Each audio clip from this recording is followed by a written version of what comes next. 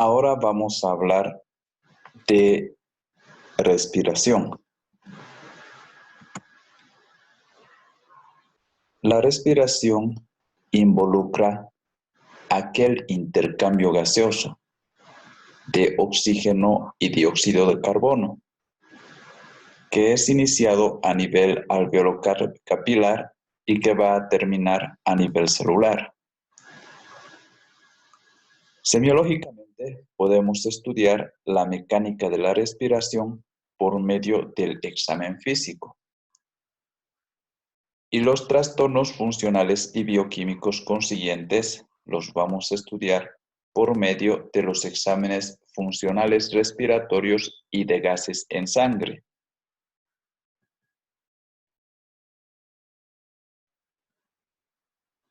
Entonces, vamos a realizar una valoración de la mecánica respiratoria, dentro de la cual vamos a encontrar distintos tipos respiratorios que va a variar según el sexo y según la edad. En el varón vamos a tener un tipo respiratorio que se caracteriza por ser costo abdominal, en el cual va a predominar la acción diafragmática y de los abdominales. En la mujer, el tipo respiratorio es tipo costal superior, en el que van a predominar los torácicos. Ahora, en algunas situaciones patológicas pueden estos tipos respiratorios observarse, como por ejemplo, se observa respiración costal en el varón cuando en este caso debería ser costo abdominal, en ascitis a tensión y procesos que aumentan la presión intraabdominal, determinando la elevación del diafragma y entorpeciendo su excursión. También se observa en irritación peritoneal. Tiende a inmovilizar la pared abdominal.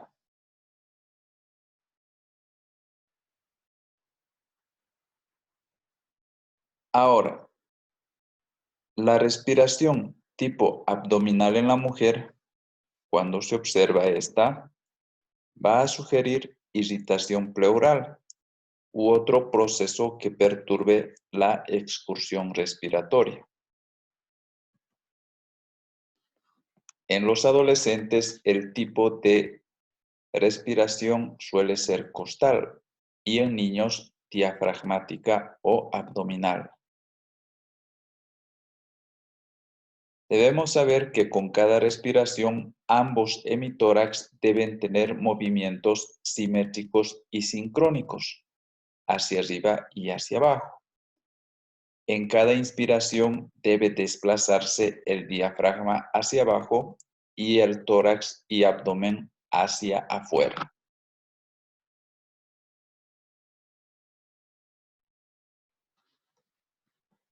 Dentro de la respiración como signo vital debemos estudiar también su frecuencia, es decir, la frecuencia respiratoria, que es el número de respiraciones en un lapso de tiempo, que suele expresarse en respiraciones por minuto. Es recomendable medir la frecuencia respiratoria mientras se toma el pulso. Esto para evitar que el paciente se sienta observado y acelere involuntariamente la respiración.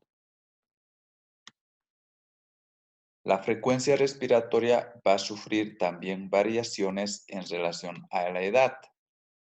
En el recién nacido, la frecuencia respiratoria es aproximadamente 45 respiraciones por minuto. En los niños es de 20 a 40. un poco antes de la adolescencia de 20 a 30, en la adolescencia de 16 a 25 y en el adulto suele ser de 12 a 20 respiraciones por minuto. Hay que destacar que en la mujer es ligeramente más rápida que en el hombre.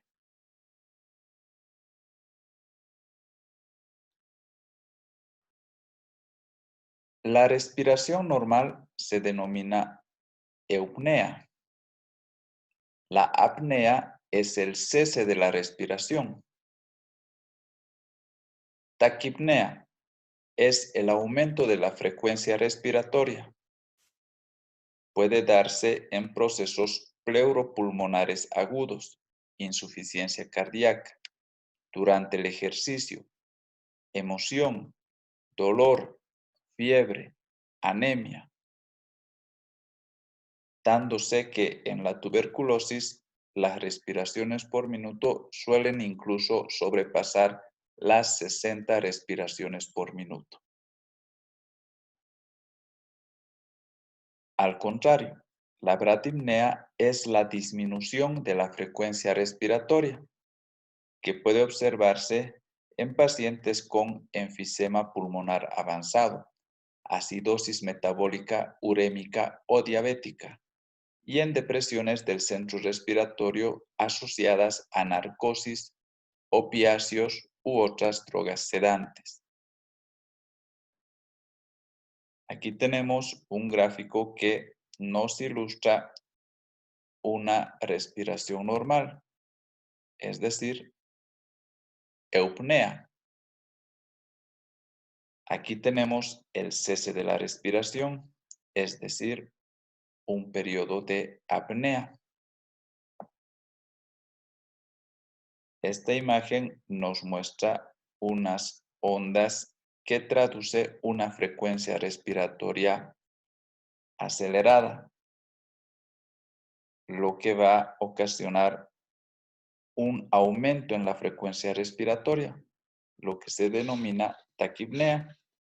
Y finalmente, aquí tenemos una disminución de la frecuencia respiratoria, lo que se denomina bradypnea.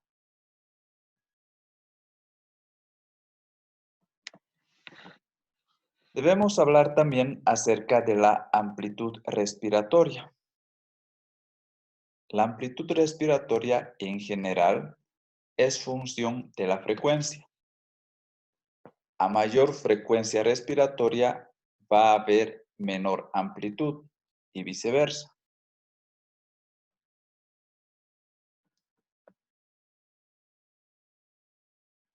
Hiperpnea. Hiperpnea es el aumento de la amplitud respiratoria, por lo que se va a apreciar una respiración más profunda.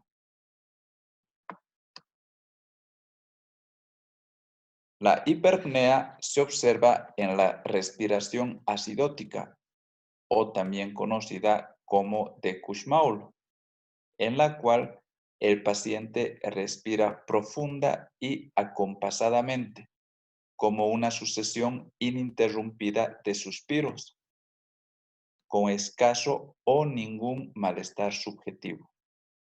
La respiración acidótica o de Kussmaul se puede apreciar en casos de uremia o cetoacidosis diabética. En crisis histéricas se puede observar hiperpnea, pero esta vez no con taquipnea y agitación. Las crisis histéricas suelen llevar habitualmente a alcalosis respiratoria y atetania.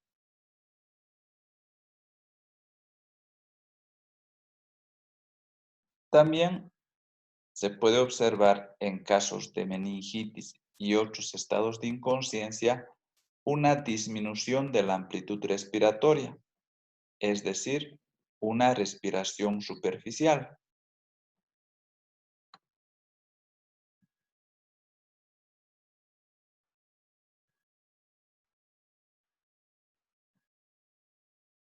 Vamos a hablar ahora acerca del ritmo respiratorio. En relación al ritmo respiratorio, tenemos que estudiar la neurosis de ansiedad, que se caracteriza por una respiración suspirosa. La respiración es ligeramente inestable en su frecuencia y amplitud y se ve salpicada de tanto en tanto por suspiros más o menos profundos. El paciente refiere una sensación de no poder llenar el pulmón de aire y por ello, de tanto en tanto, va a provocar suspiros más o menos profundos. La respiración de Cheyne-Stokes o respiración periódica. Este tipo respiratorio se va a caracterizar por periodos de apnea que alternan regularmente con respiraciones que van aumentando paulatinamente de amplitud para luego disminuir de igual forma, hasta quedar nuevamente en apnea y así sucesivamente continuar con el ciclo. Estos periodos de apnea duran entre 20 a 30 segundos y se acompañan de palidez, somnolencia y acidosis. Los periodos de hiperpnea duran alrededor de 40 segundos y se acompañan de inquietud, angustia y sensación de ahogo.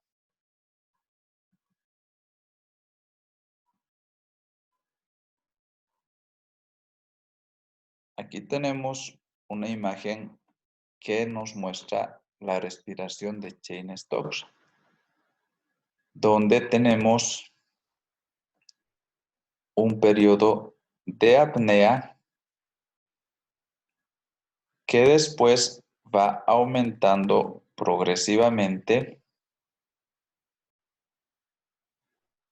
hasta llegar a un pico máximo de amplitud para que luego vaya de igual forma disminuyendo hasta nuevamente entrar en un periodo de apnea para luego ir nuevamente aumentando paulatinamente en amplitud, llegando a un pico y luego volver a disminuir en amplitud hasta nuevamente entrar en apnea.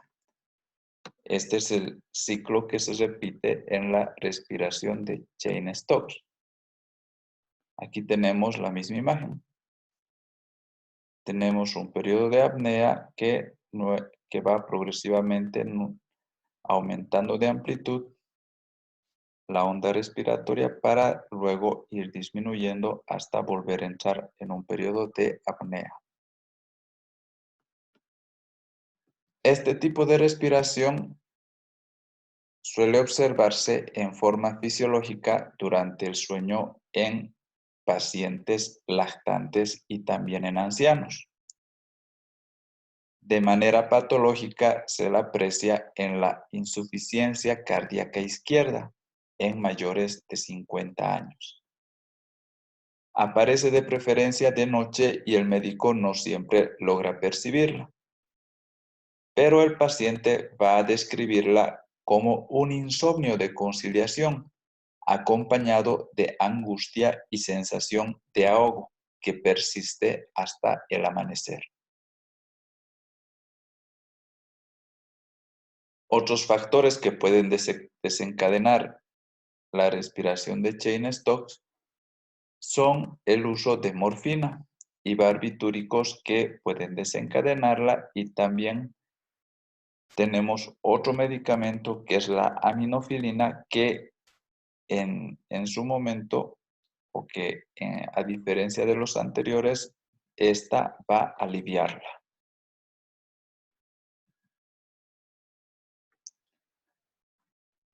Otras formas de respiración también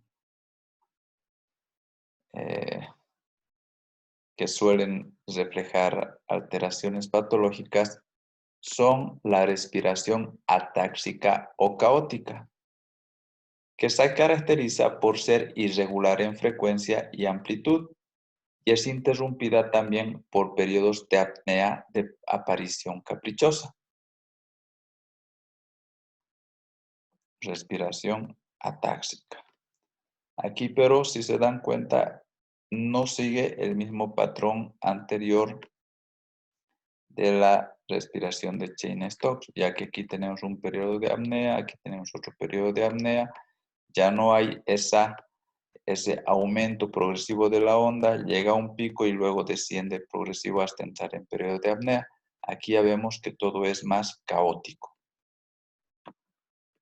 Tenemos la respiración de Biot, que se caracteriza por ser acompasado y también ligeramente hiperpneica.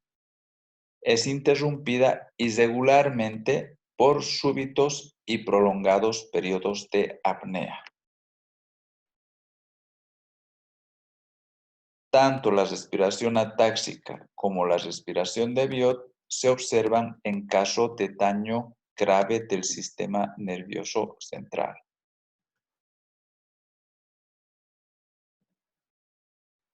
También debemos tomar en cuenta la relación que existe entre la inspiración y expiración, ya que normalmente la inspiración, que es un fenómeno activo, dura un poco menos que la expiración, que constituye un fenómeno pasivo. La relación es de 5 a 6.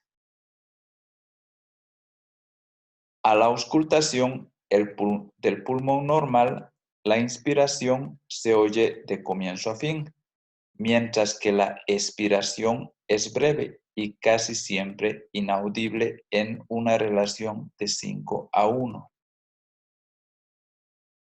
Ahora, en obstrucción respiratoria alta, es decir, obstrucciones de la laringe, de la tráquea o grandes bronquios, la inspiración se va a ver prolongada, acompañándose de tiraje. El tiraje es aquella depresión inspiratoria que se observa en las fosas supraclaviculares y también se va a acompañar de cornaje, que es una inspiración ruidosa, que tiene un sonido como de corneta, por eso su nombre cornaje. Ya también en la obstrucción respiratoria baja a nivel bronquiolar, la expiración se va a hacer prolongada y sibilante. La auscultación confirma la prolongación de la expiración y la existencia de roncus y sibilancias diseminados, estos que pueden oírse a distancia.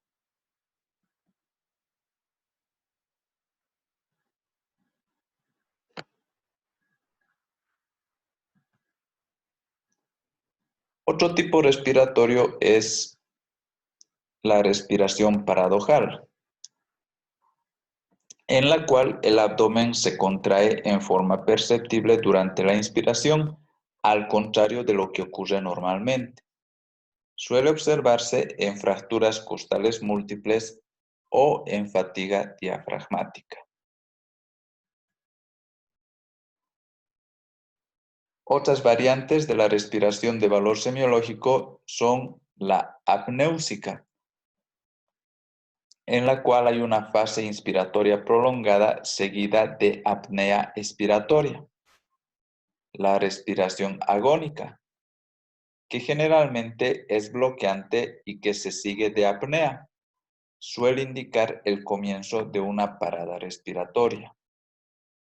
La respiración anfórica, que se caracteriza por una resonancia anfórica, como por ejemplo cuando nosotros soplamos una vasija, aquel sonido que emite es un sonido de resonancia anfórica.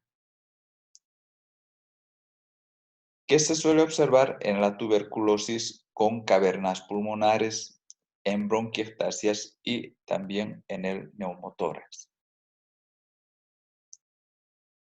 La respiración asmática, caracterizada por jadeo prolongado después de la inspiración debido a contracciones espasmódicas de los bronquios.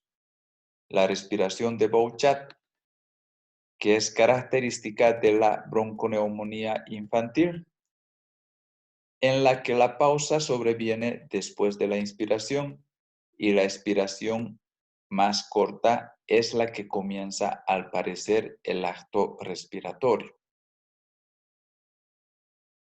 La respiración de Seitz, que es una variedad de soplo bronquial que consiste en un ruido inspiratorio que comienza como soplo y termina como ruido anfórico. Bien, eso en cuanto a respiración.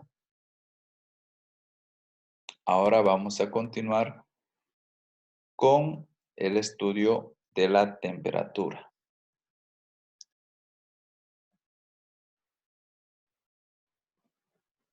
La temperatura es la magnitud física que expresa el nivel de calor que ostenta un cuerpo determinado.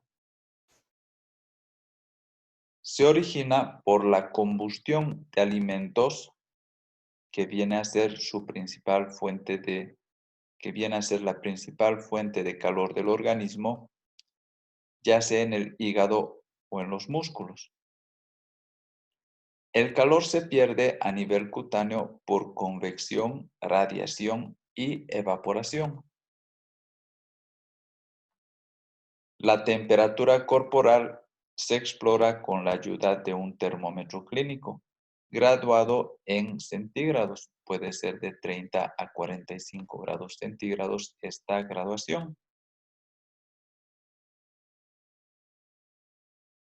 La temperatura puede variar con la actividad física, con la edad, con el consumo de líquidos y alimentos, cambios del metabolismo, fase del ciclo menstrual y según el sitio en que se registre, siendo menor la temperatura en la axila e ingle, un poco más alta en la boca, pero mayor en el recto.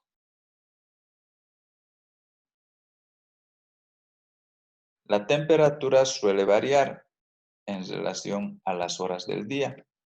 Suele ser algo mayor en las tardes, siendo su registro más alto a las 8 p.m. y más baja alrededor de las 3 a.m.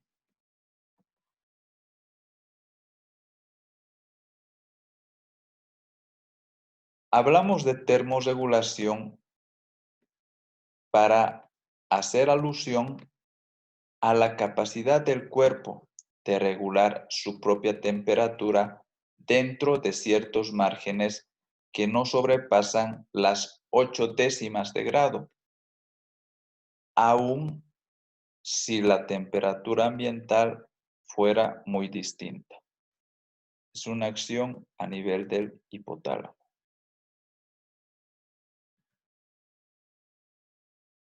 En relación a la toma de la temperatura, tenemos diferentes sitios de toma.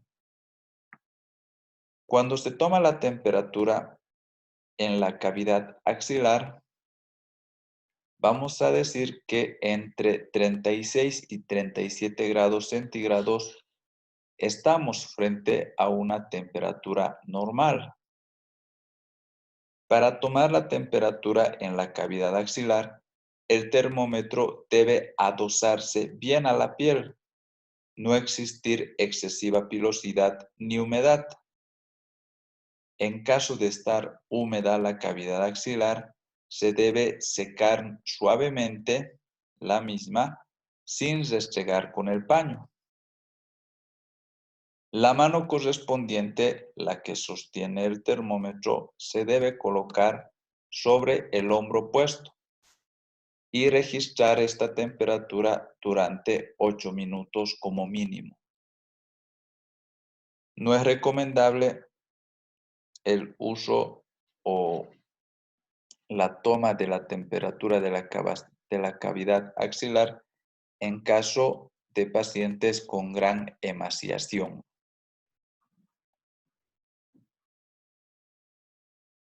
Otro sitio de toma de la temperatura es la cavidad bucal, en la cual la temperatura normal oscila en 37.3 grados centígrados, no más.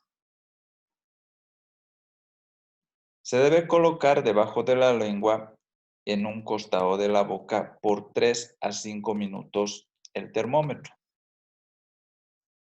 No es recomendable tomar la temperatura en la cavidad bucal en niños menores de 6 años o en adultos con obstrucción nasal ni comprometidos de la conciencia. Para tomar la temperatura en la cavidad rectal, nosotros vamos a considerar que a este nivel la temperatura es mayor, por lo tanto, hablamos de una temperatura normal cuando ésta es inferior a los 37.6 grados centígrados. La temperatura de la cavidad rectal es superior en 0.4 grados centígrados a 0.6 grados centígrados, tanto en la cavidad bucal como axilar respectivamente. El termómetro debe estar bien lubricado, con depósito de mercurio en forma de bulbo esférico, para que exista menos peligro de que se rompa y a la vez se va a retener mejor en su posición. La temperatura en la cavidad rectal se debe registrar durante 3 minutos.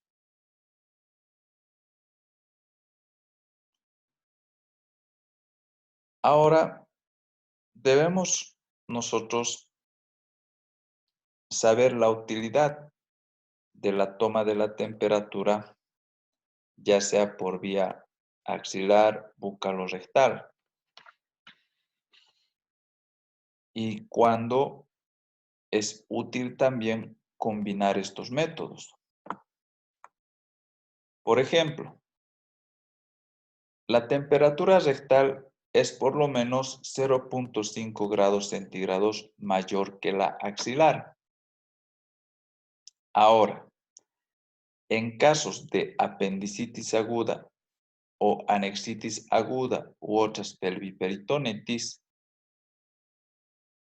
la diferencia entre la temperatura rectal y la axilar, que debe ser menor a 0.5 grados, cuando esta temperatura sobrepasa 1 grado centígrado, se sospecha de estos cuadros, de apendicitis aguda, anexitis aguda u otras pelviperitonitis. En estos casos, el registro simultáneo de la temperatura tanto en la axila y el recto es muy útil.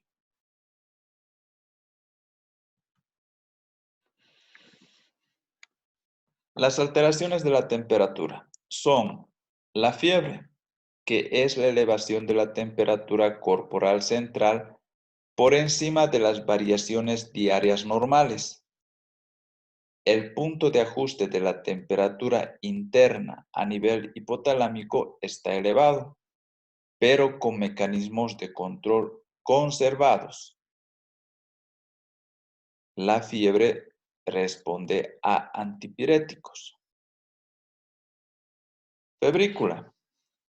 La febrícula es aquella fiebre de escasa magnitud. Es inferior a 38 grados centígrados, no es más. Especialmente aquella referida a una larga duración y de causa desconocida. Hiperpirexia. Es una fiebre muy elevada, 41 grados centígrados, en la cual ya hay disfunción de órganos. Hipertermia. En la hipertermia se van a apreciar la falla en los mecanismos de control de la temperatura. La producción del calor va a exceder a la pérdida con punto de ajuste a nivel hipotalámico normal. En la fiebre estaba elevado. Aquí es normal. Los pacientes no sudan, no responden a antipiréticos, a diferencia de la fiebre. No tiene ciclos circadianos. El hipotálamo en la hipertermia está normal. La temperatura suele ser mayor a 41 grados centígrados. Otros tipos de fiebre. La fiebre continua que va a oscilar en menos de 1 grado centígrado. No sufre mayor variación más que de 1 grado centígrado o menos que 1 grado centígrado en sí. La fiebre remitente. Esta sí va a oscilar en más de 1 grado centígrado, pero no van a llegar nunca a temperatura normal. Se da en casos de fiebre reumática aguda, supuraciones y bronconeumonías. La fiebre intermitente se va a caracterizar por periodos afebriles. Aquí no llegaban a la temperatura normal. Aquí sí va a haber periodos afebriles menores de 1 día. Estos sí van a llegar a la cifra normal. ¿En qué casos se aprecian? En casos de septicemia, sepsis urinaria y biliar, absceso de hígado, paludismo o malaria.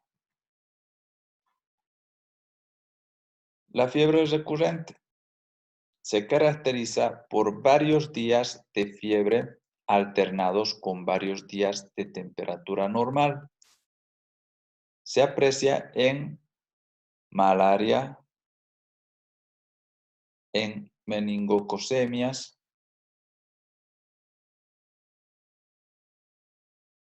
fiebre ondulante, en la cual se van a apreciar ondas febriles separados por intervalos de febrícula o temperatura normal. La fiebre ondulante puede estar elevada días o semanas, así como también los periodos afebriles.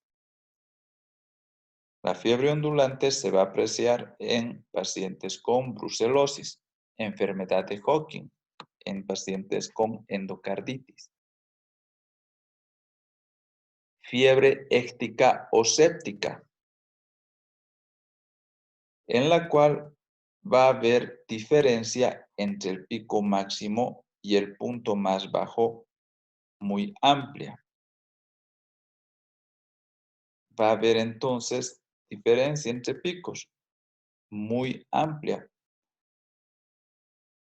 tanto la parte o el pico superior como el pico inferior. Es frecuente que cuando la temperatura baja se produzca, o cuando la temperatura baje, se produzca una gran sudoración, especialmente si se han usado antipiréticos. En los picos febriles puede sobrepasar los 39 grados centígrados y generalmente son antecedidos por calosfríos. La fiebre éctica o séptica está asociada a infección por microorganismos patógenos o como una respuesta a una toxina.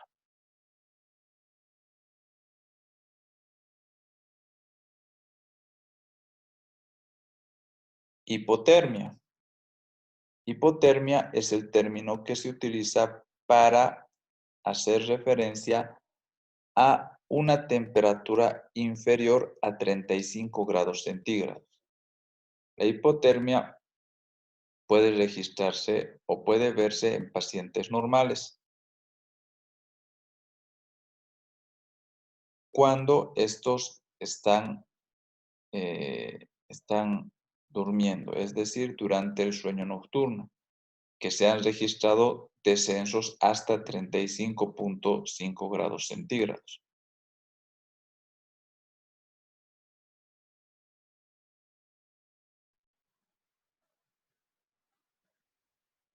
Hipotermia podemos apreciar también en pacientes con estados caquéticos, en estado de shock, intoxicación alcohólica o barbitúrica, en tumores cerebrales y también en el coma mixedematoso.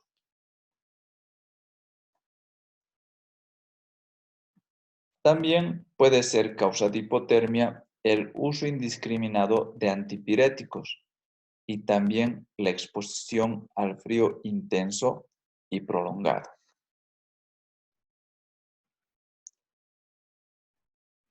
Con eso concluimos el tema de signos vitales. Agradecerles por su atención y nos vemos la próxima.